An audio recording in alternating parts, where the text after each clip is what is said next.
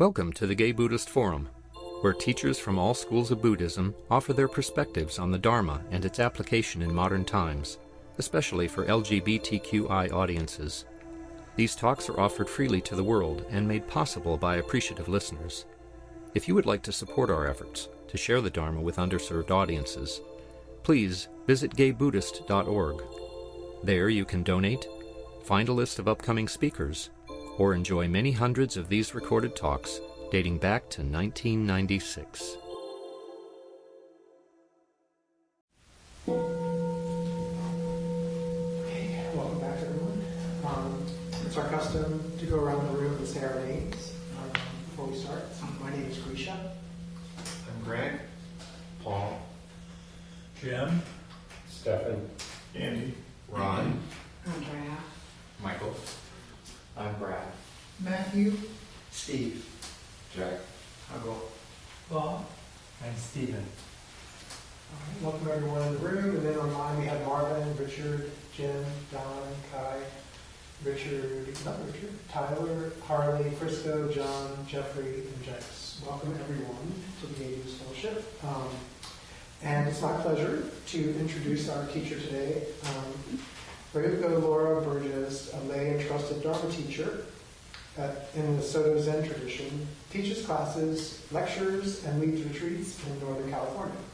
She received monastic training at Tassajara Zen's Mountain Center. Laura co-founded the Sangha and Recovery Program at the San Francisco Zen Center and is the abiding teacher at Lennox House Meditation Group in Oakland. Shambhala Publications offers her Buddhist children's books, Buddhist Stories for Kids, and Zen for Kids.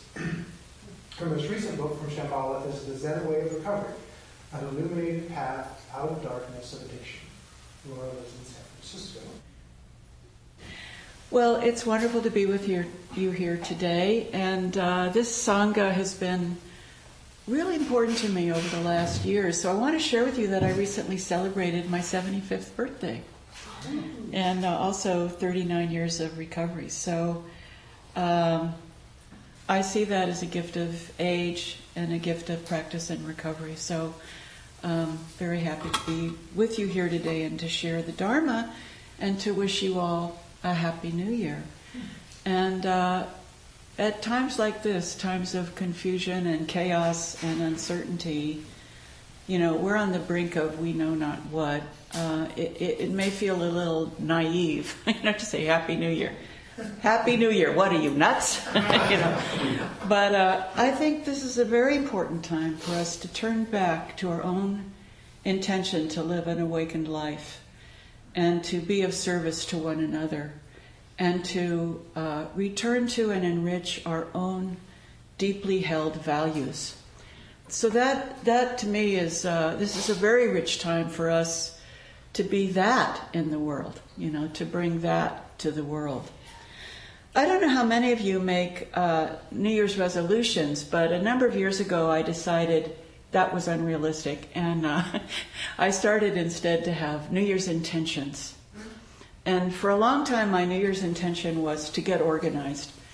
But since that never actually happened, I'm not sure I really even believe in that practice. And I'm not sure how other people see what your relationship to New Year's resolutions might be.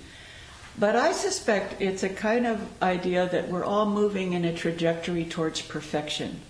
That if we just take care of this and that and improve here and there, someday we will reach this hallowed ground of perfection, correcting all the little mistakes we've made that make us human. But, I don't think people love us because we're perfect. I think people love us when we show them our vulnerability, when we share our fears with them and even what we see as our mistakes or our failures, that we open up to them the parts of ourselves that we might even tend to keep secret from others. And when we trust people enough to share that with them, that's a treasure, even sharing our mistakes and our regrets. And I'd like to talk today about making mistakes. In fact, that's the topic of this talk, making mistakes. what it means to make mistakes, and what we can do about it. We've all had the experience of making what we felt were mistakes, sometimes many of them. I made a mistake today because when I left the house I forgot to bring with me my little wooden stand that I put my notes on. And this was preoccupying me as I parked my car and made my way in here. And I said to Grisha, I forgot my little wooden stand. And without skipping a beat, he said, well, we have a music stand. Would that work? And I like this better, actually. So here I thought I made a mistake, and yet it turned out better than I could have thought. And maybe more importantly, it gave Grisha an opportunity to participate with me and do something on my behalf and on the behalf of the group. Thank you, Grisha. So, the things we think of mistakes often lead to wonderful things we couldn't have anticipated, or things that we need to learn from those mistakes. If we've harmed another person, made a mistake in our relationship, often we feel very off balance or out of kilter until we make a plan to meet with that person and try to make it right by making amends. I've been thinking about this very human idea of making mistakes and how we can carry around this kind of residue of guilt and shame and embarrassment when we feel we've done something wrong. I think I've shared this before because this has been my experience. Sometimes I feel like I'm standing next to myself with a clipboard and a pencil and a checklist, kind of assessing how I'm doing. And that's literally standing outside of ourselves, to do that. Kind of checking to see if we've done something wrong. I had the great gift of practicing at Tassar Zen Mountain Center, and in monastic life we eat our meals, our breakfast and lunch and dinner in the zendo. And it's a beautiful, highly structured ceremony where you have bowls that are wrapped up, and there are certain chants that you do as you unwrap your bowls and your implements. And but if you happen to knock your chopsticks off your bowl, not that I've ever done that myself, it becomes a part of the ceremony. And you can't get you're sitting on this raised tan on your zafu, your cushion, with your bowls in front of you. You can't get up and pick up your chopsticks, and they clatter to the floor. So when that happens, everybody stops eating. And the server comes over and they pick up your chopsticks and they take them over to the altar and they hold them up above we don't use incense so much anymore, but they offer them as part of the ceremony, bring them back to you. Well, as a new student, I thought, wow, what a way to shame somebody and embarrass them. Oh my God, everybody's got to participate in your mistake. But later I realized it's saying this is part of our ceremony. This is part of our practice, making mistakes. And someone I'm very close to in practice, who's practiced longer than I have, she was doing oryoki, and she thought, I'm really good at this. I should have a YouTube video of me doing oryoki because I've really got this down. Right at that minute, she knocked her chopsticks off. And the server came over and picked them up. And, that was a humbling moment for her. But it also told her this mistake and my own pride in my oryoki practice is part of the ceremony. And it made her aware of her pride, When I was, in the year 2000, I was invited to be shuso at Green Gulch Farm. That's when you're the head student for a practice period. And your role there is to support the teacher, usually it's the abbot or the roshi. And you're invited to give Dharma talk, so you learn how to give a Dharma talk. And you meet with each of the students and have tea with them. And this is your training as a Buddhist teacher. This happens when you've been practicing for a while. At that point, I'd been practicing for 25 years. So at the end of that time, there's a shuso ceremony. again, it's beautiful, very highly structured, and everyone in the practice period, it's usually about 50 people, and a few people you invite yourselves ask you a question. And you're supposed to answer it out of your heart, out of your practice. Later, it's hard to remember most of those questions, although I do remember someone asked me, how can I learn to forgive? And I found myself saying, we learn to forgive by not allowing ourselves to be defined or limited by the ways in which we've been hurt. And I realized that was an expression of something I learned in my practice and from my teachers, you know. Now, my brother happened to be at that ceremony. And so when it was his turn to ask me a question, he goes, "Shuso." I say, "Hi." He says, "Who put the bop in the bop shubop shubop?" And I said, "The same person who put the ram in the ramalama ding dong." Thank you. You know. Now later, of course, people said to me, "Did you plan that?" I said, "No, that's just the way my brother and me talk to each other." You know, and my brother said to me later, "Was that inappropriate?" And I said, "No." I said, "I loved that. You know, we need to laugh at ourselves, and we need to remember this is all made up and not to take it too seriously." So I just loved that he asked me that question, and I love my brother. I think there's a very good reason why the acknowledgement of mistakes is part of these ceremonies. You know, at the end of the Shuso ceremony, you've been practicing with these people for 3 months, and you say this thing. If you had just come to a Shuso ceremony for the first time, you might think this was just that Shuso saying this. But it's part of the ceremony. For the Shuso that says, "From the generosity of the Sangha and my teachers, I have been Shuso. But my mistakes fill heaven and earth, leaving me nowhere to hide. I'm very ashamed, but I will keep practicing." And I really treasure that that's part of that ceremony. I made mistakes when I was Shuso. You know, I said the chants at the wrong time, I bowed at the wrong time. And in fact, during the Shuso ceremony, someone said to me, "Laura, I've learned from you that it's okay to make mistakes." You know, my mistakes were not hidden.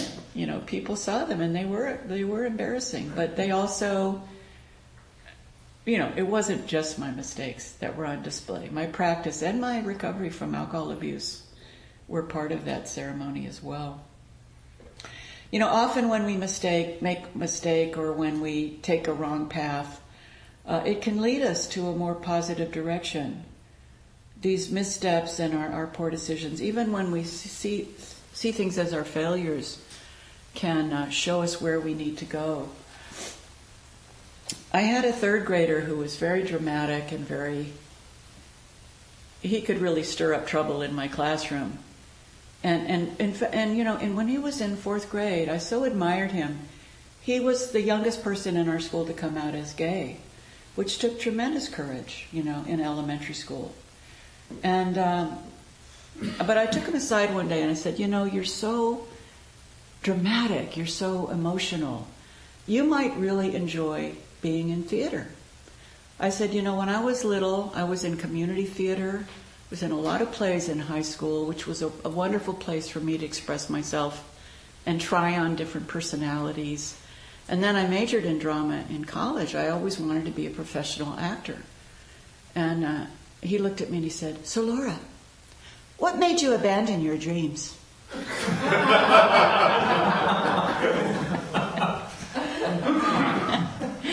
And I said, "Well, you know, Gordon, there's plenty of drama in 3rd grade, you know. And I'm kind of wistful when I go to plays. I love theater, and sometimes I wish it was me up there. But I actually feel that becoming a teacher and teaching kids for 35 years and giving talks like this, and also I'm in this musical comedy called the Vimalakirti Puppet Show for many years. We only perform about once a year, whether we need to or not. But, you know, that's an outlet for that theatrical part of myself. And I feel like that felt like such a failure to me when I realized I didn't want to be an actor enough, and I wasn't good enough at it. I had this intuition that I wouldn't have been able to deal with the rejection and the uncertainty of being an actor. And it felt like a failure, and yet it led me in a more positive and wholesome direction for me that doesn't involve as much ego and suffering, as a different kind of suffering, but that an actor endures. Every single experience, every single person we've met, everything we feel was a success or failure has contributed to who we are right now.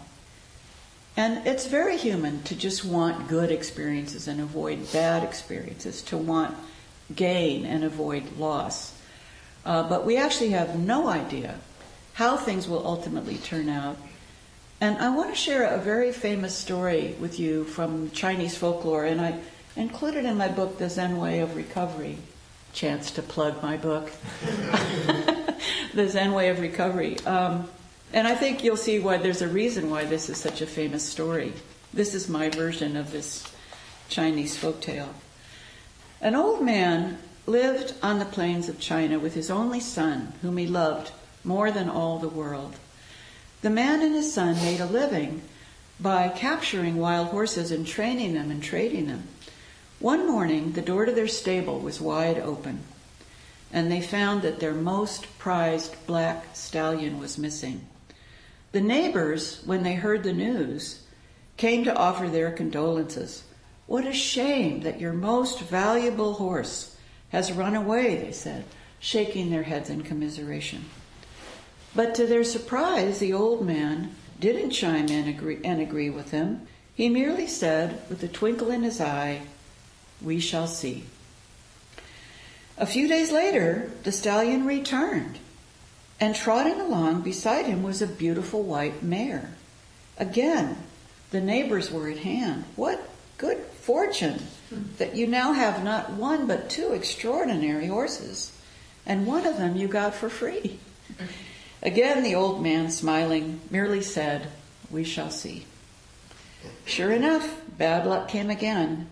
The old man's son was taming the mare when she startled and bucked, the son toppling to the ground where the mare fell on him, injuring his leg. From that day forward, he walked with a pronounced limp. The neighbors visited again. "How unfortunate that your son has been injured by the white mare. Perhaps you should set her free before she does more damage." The old man replied, "We shall see." An invading army swept into that part of the country, and all the young men for miles around were conscripted to serve in the army. But the old man's son was excused because of his injury. And "You are indeed very lucky that your son has not had to go off and risk his life in this terrible war," said the neighbors. And the old man replied, "We shall see."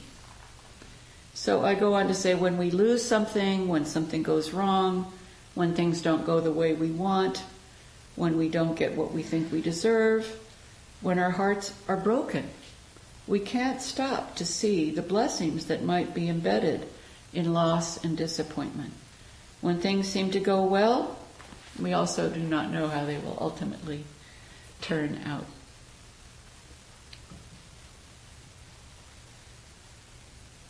An aspect of Zen practice that I learned very early on was that we don't sit with a gaining idea. And in that we don't sit thinking that we're going to become a better person or that we're going to get some kind of cosmic extra credit, for being a good person, for our good behavior. We sit just to be who we actually are, without judgment or shame. Sometimes when we sit, unbidden thoughts and impulses arise, and memories that we didn't know we had, and great ideas. One Buddhist teacher told me he spent a whole 7-day sesshin on the cushion inventing a better combustion engine motor.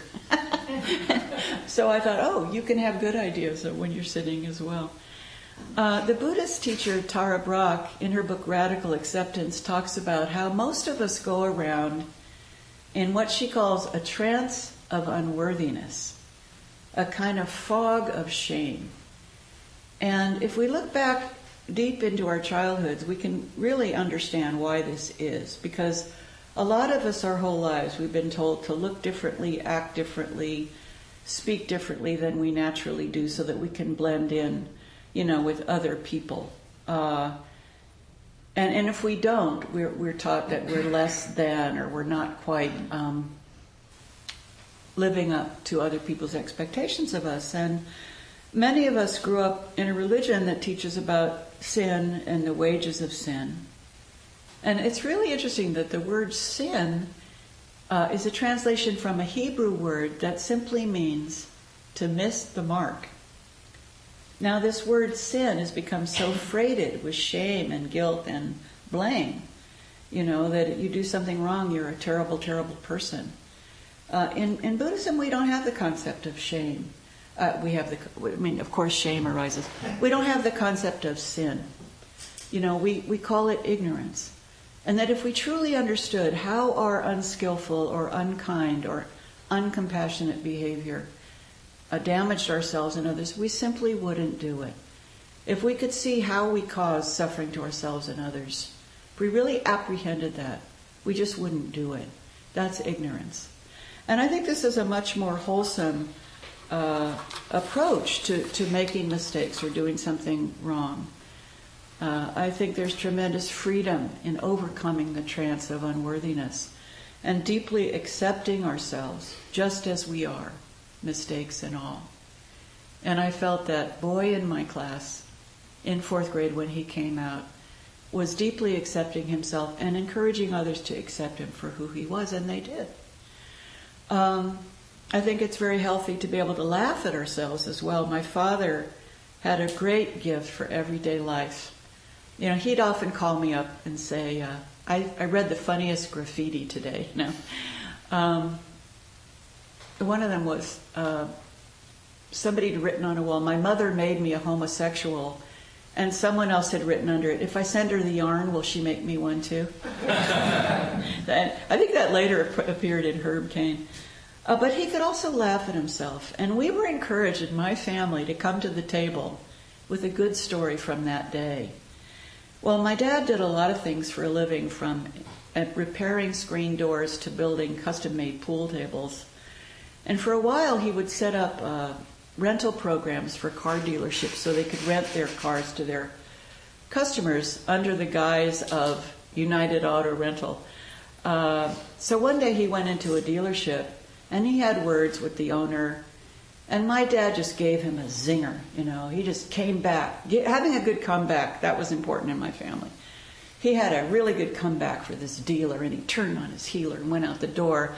And then he tripped over the curb, and his briefcase opened up, and all these papers flew out all over the place, leaving my dad on his hands and knees to scramble around and gather up all these pieces. He thought this was so funny that he had had this moment, like dropping your chopsticks in the zendo. And I just loved that he had a story like that to tell us. And what did that teach me? It's okay to make mistakes, and it's okay to laugh at yourself. And my father also had no patience for any kind of pomposity or puffed uppedness among other people. When I came to Zen practice, I was really beat up from alcohol abuse, and I visited a friend of mine, and I knew there was something wrong with the way I drank. And she's the person, had been my best friend in 4th grade, and we reunited, and she introduced me to Zen practice. And she had this quote on her refrigerator. I know I've shared this with you before because it became a pillar of my own practice. And it's a quote from our great Zen ancestor, Dogen Zenji. And Dogen Zenji said, "To have faith means to believe that one is already inherently in the way and not lost, deluded, or upside down, and no increase and no decrease and no mistake." And when I read those words, I had this opening, this epiphany that all the crazy things I did when I was drinking, all the things that I'd done in my life that I felt ashamed of or embarrassed about, and all the good things that I'd done too, all of that was part of the path. It wasn't like suddenly I stepped on the path of Buddhism. My whole life was a Dharma lesson, a Dharma teaching, if I could only sit still and apprehend that, No increase and no decrease and no mistake. It wasn't like my alcohol abuse was a mistake. It was an unskillful attempt on my part to melt down the painful boundaries between me and other people. Ron has heard me say that before. That's what it felt like when I drank. It melted down the painful boundaries that kept me apart from other people. And so I stopped drinking and I abruptly plunged into the path of practice, and very soon was living in a monastery with rigorous practice of chop wood, carry water, get up at 4:30, meditate many times a day. I so needed that practice as I recovered from alcoholism, although alcohol began to creep back in my life later, and I drank kind of secretly for 5 years, trying all the time to stop. And finally, when I stepped into the rooms of recovery, I never picked up another drink. And I was very fortunate. I was one of those few people that took to recovery immediately, but it's only because I had tried so many times myself to stop on my own.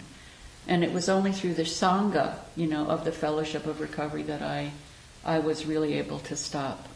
And that's why I celebrated my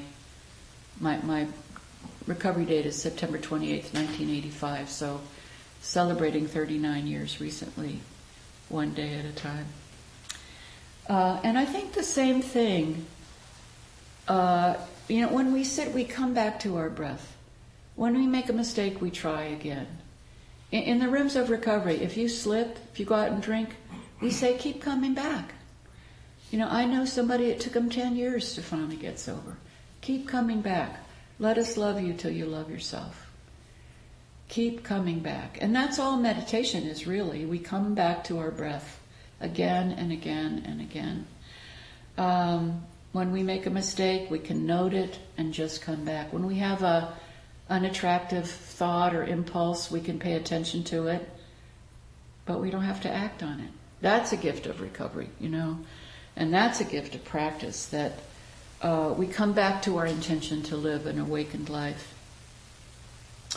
And if we harm someone with our speech or with our behavior, we can seek them out and make a heartfelt apology and adjust our behavior and speech so that they're more in line with our values.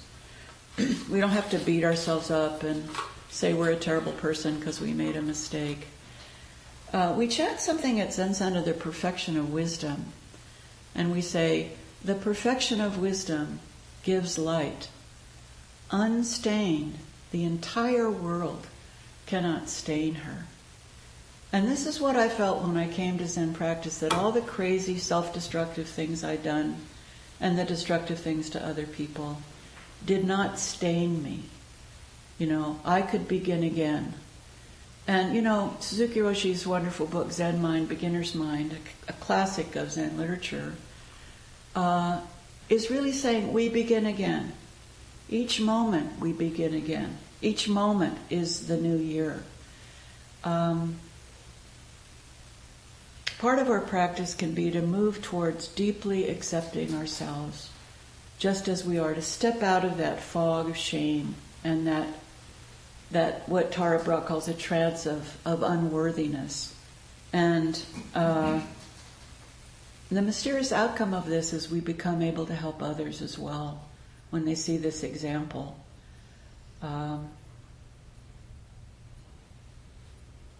The founder of San Francisco Zen Center, Suzuki Roshi, who wrote Zen Mind, Beginner's Mind, I love that he said, you're perfect just as you are. But that doesn't mean you can't stand a little improvement. So I'd like to end on that note, because even though we can forgive ourselves and accept ourselves despite our mistakes, it doesn't mean we can't stand a little improvement. So thank you so much for your kind attention. And I think we have time for some questions or comments. Maybe your own experiences reflected in some of the things that I've said today. Yes, good morning. Good morning. I really enjoyed your, I always love your talks, but the content is particularly relevant to things that have been on my mind and things I'm doing. But I realized also that I've come to see in my life that the mistakes that I thought I had made was actually life closing the wrong door for me and pointing me in a better direction. Mm-hmm. Yes. And I've been very grateful to what's resulted from all those mistakes. Thank you for that. So we can see that the mistakes we made in our life is one door closing. Sometimes I think one door closing is also another door closing, but sometimes it's another door opening, and that we can't even see that at the time often. So thank you for that. We can actually be grateful for our mistakes sometimes.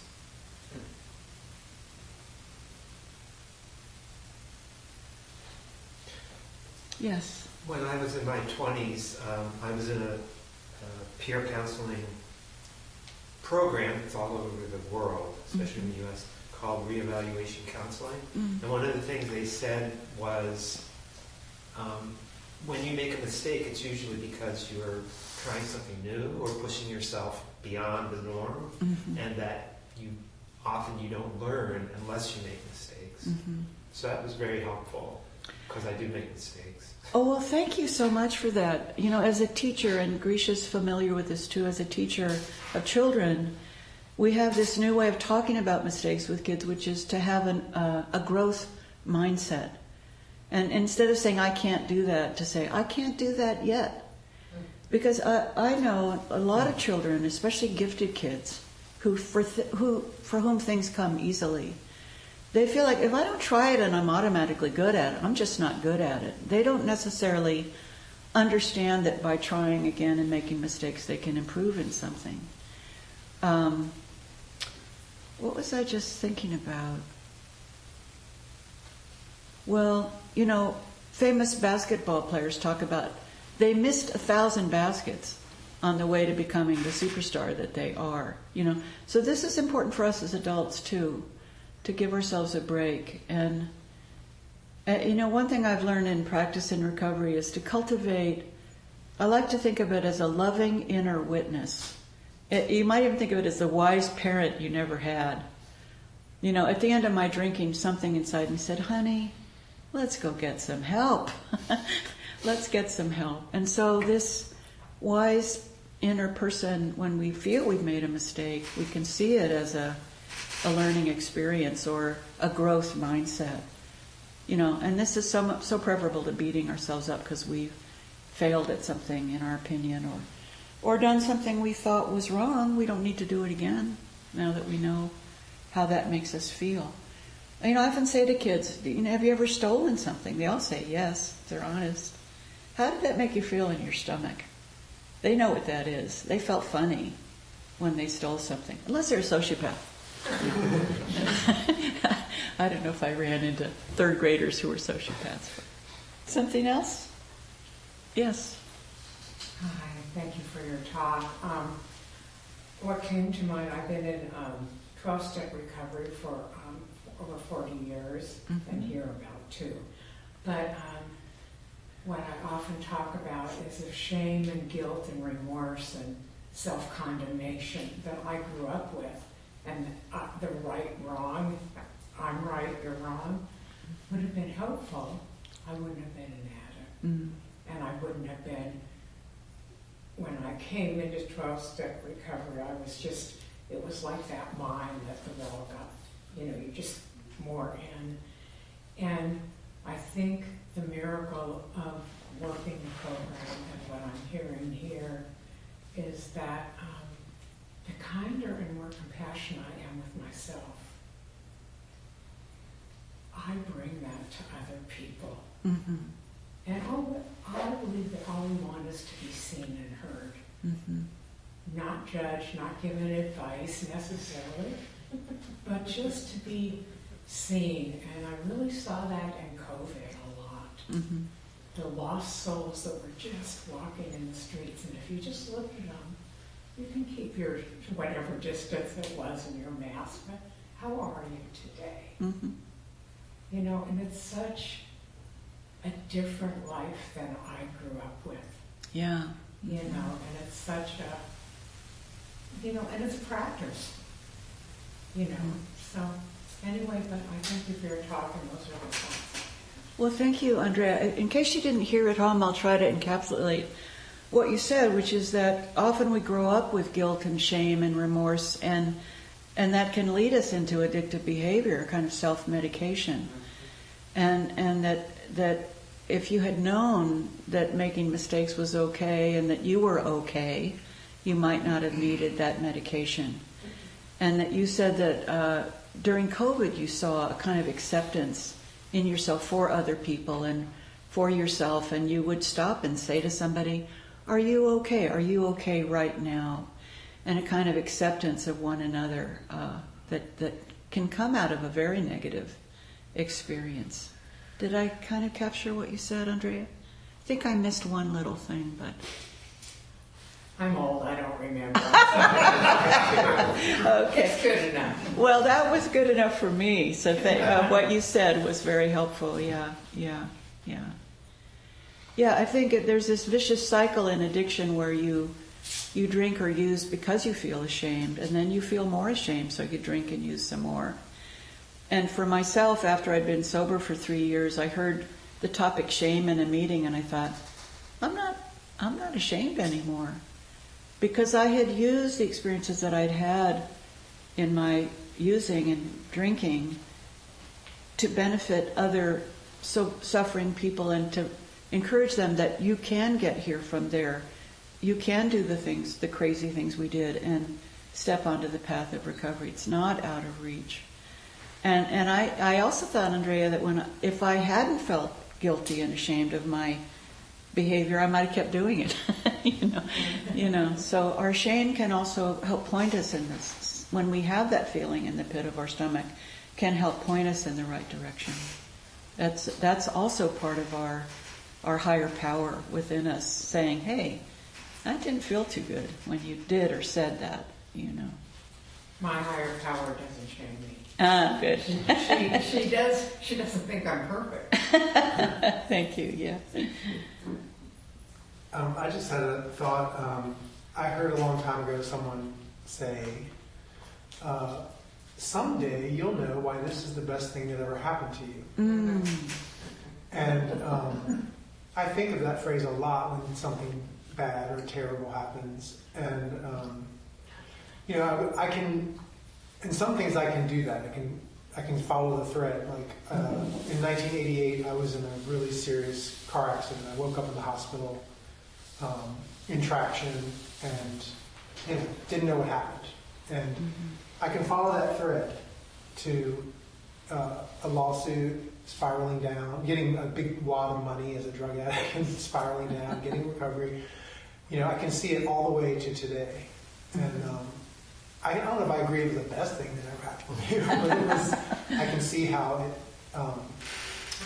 at the time, I couldn't see how there was any way that I was even going to survive this thing or find any benefit out of it. But I can see now how it rerouted my life in a positive way. Mm-hmm. There are still some things like I was in a separate car crash where my friend who was driving was killed, and it's a gruesome scene out of a nightmare. But I still don't know. I can't apply that phrase, And Yeah. I guess, it's also helpful to think about not just that it doesn't always just stop with me, that it could ripple out. So whatever. I guess that's karma, But I think of that with teaching. Like, what little thing can I do today that could ripple out goodness? When I think about that car crash, I don't know, just that I have the experience to share with others. I actually have had the ability to share experience with trauma, with people who are going through trauma. Yeah. So I guess that's a positive. but still, the greatest thing you ever had. Well, thank you, Grisha. And I think the way you're talking about that, it is very different from what I hear sometimes where people say, everything happens for a reason, or God works in mysterious ways. I think that's a cruel thing to say to somebody who lost their friend to death in an automobile accident. I don't think we can say that happened for the reason that you can teach other people. It's just that a byproduct of every experience we have, even tragic and difficult ones, is that we might learn something from it. But you don't say to a child, somebody who's lost a child, everything happens for a reason. I think we can say we can learn something from anything that happens. We can become stronger. My brother says to me, that which doesn't kill you makes you tired. Thank you, Grisha. That's a really important reminder. Anybody online? Hello, welcome to those of you online. We know you're there.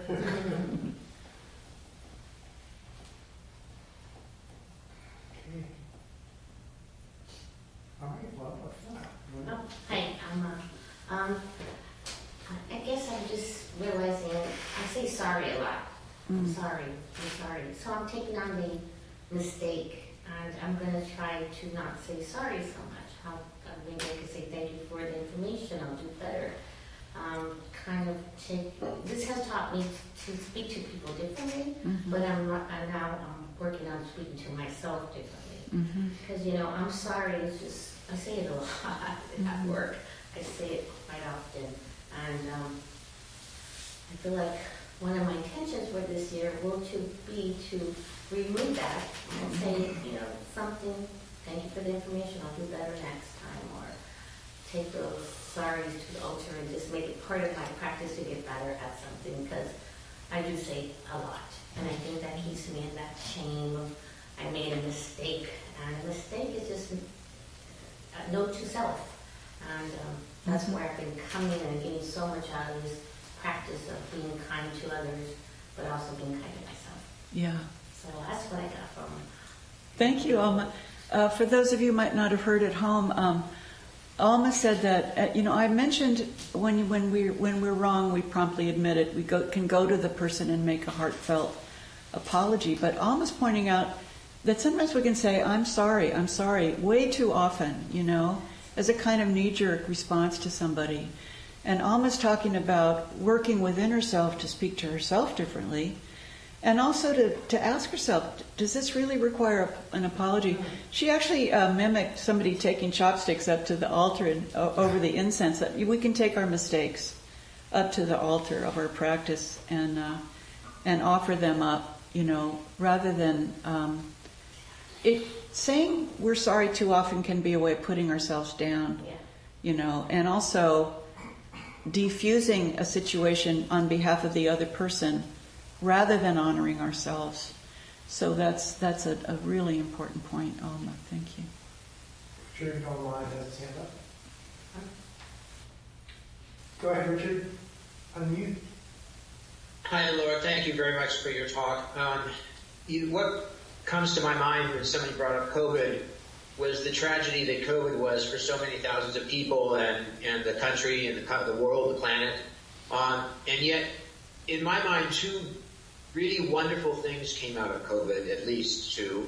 One being that in the year of 2020, the vision was clear. People saw what the situation was in life and saw how other people lived and saw the disparities and the problems in life and started to do things about them. And I thought that was a wonderful byproduct of COVID. The other, I grew up with a lot of mental health issues, and I remember very clearly my mother saying frequently, "What's wrong with you?"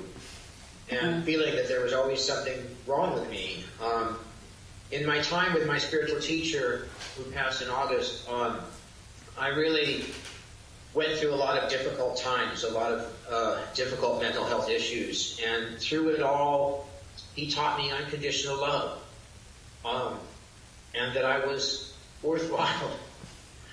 And it was such a great teaching that I carry that with me now, that I know that I am worthwhile, and know that everyone is worthwhile.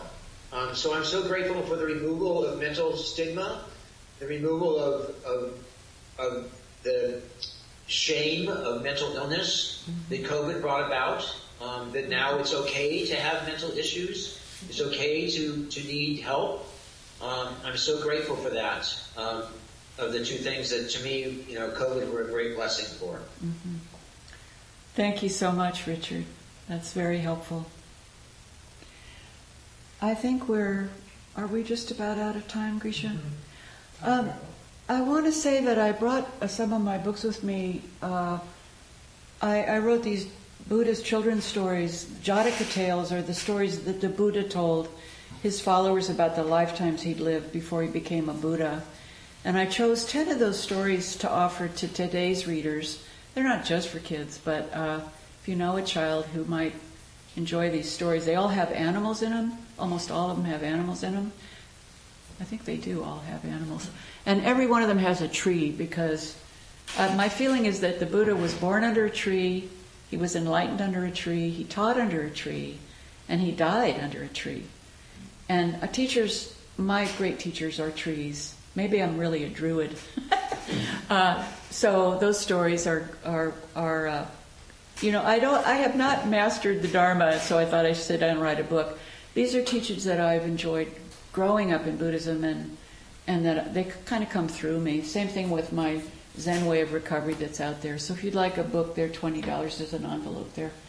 And also, I'm going to be leading a retreat for people in recovery at Green Gulch Farm on February 22nd, Washington's birthday, in case you forget. And that's from 10 o'clock to 4:30 on Saturday, February 22nd. If you're recovering from anything, doesn't have to be substances, please join us. And I told somebody before we gathered in this room that I've thrown out the show business mantra to leave them wanting more. And I'm going to come back next week and talk some more about stuff like this. So I hope to see you then. And for those of you at home, thank you for joining us as well. Thank you very much. Jim, did you have something quick you need to say? Or want to say? Yeah. Laura's books are remarkable. If you haven't exposed yourself to them, they're really quite extraordinary. I've given them as gifts, and especially to people who are trying to raise mindful children, and they have been profoundly welcomed. So don't delay enjoying Laura's books. Oh, wow. Thank you so much. Thank you. We didn't plan that. Okay. All right. Let's hear announcements. Okay, I'll start. I've got 2 announcements. I'm your host today, and we invite you after our meeting ends to enjoy the company of the Sangha. There's cups and water for tea. If you have some tea, just put the cup in the sink and I'll take care of it. And there's also some snacks out there. Some of them, I think the nuts and the grapes are definitely vegan. And there's some chocolate and cookies and cheese. And what else? Oh, yes. I'll be passing around the Donna Bowl, and through your generosity that we're able to rent the space and give a stipend to our speakers, and also pays for our newsletters that goes out quarterly and is mailed mostly to people who are incarcerated. We also are going to be resuming, maybe even this month, but definitely this year, our monthly dinner for the youth at Larkin Street Youth Services. I might have missed something else. It also goes to, some of the money can go to scholarships for our retreats, which brings me to my second announcement, which is registration is now open online for our spring retreat. This is the second year we're doing this. It's 5 days. And I think it's in April sometime. And so if you're interested, I think there are 26 spots to be filled for the retreat is going to be at Rajapani in the Santa Cruz Mountains. And our Dharma teacher is Sean Fett Oaks. Do you know Sean? I don't think so. I'm just wondering if I'm pronouncing his middle name. I think it's fake, but yeah. Yes. Sean Fett Oaks, who actually was our Dharma teacher last year with our first 5-day spring retreat. And he was such a hit that we invited him to come back. 5 stars. Okay. Any other announcements? Okay, we gather for dedication of merit. Laura, do you want to offer or should we use? I'd be happy to do that. Okay.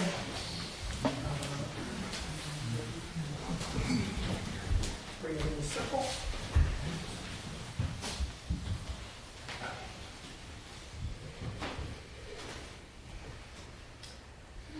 As we gather in this circle, we recognize that we can do together in this world what we cannot do by ourselves.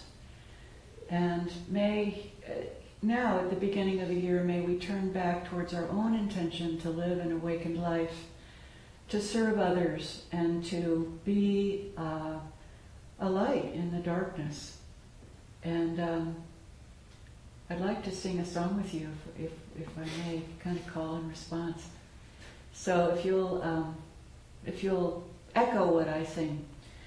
Let your little light shine, shine, shine. Let your little light shine, shine, shine. Let your little light shine, shine, shine. Let your little light shine, shine, shine. There might be someone down in the valley trying to get home, trying to get home. There might be someone down in the valley trying to get home, trying to get home. May all beings be happy, may they be joyous and live in safety.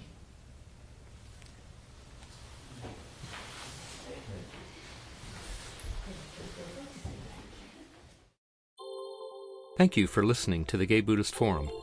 If you would like to hear several new talks per month and be notified of upcoming speakers so you can participate live, please subscribe to this podcast, like us on Facebook, and join our mailing list by visiting gaybuddhist.org.